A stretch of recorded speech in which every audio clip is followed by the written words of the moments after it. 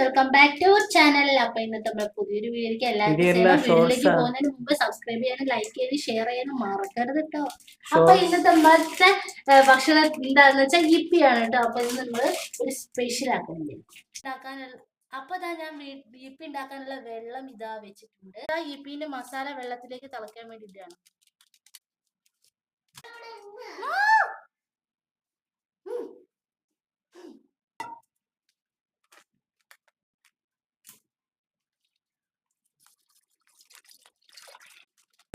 പച്ചയാ പച്ചയാ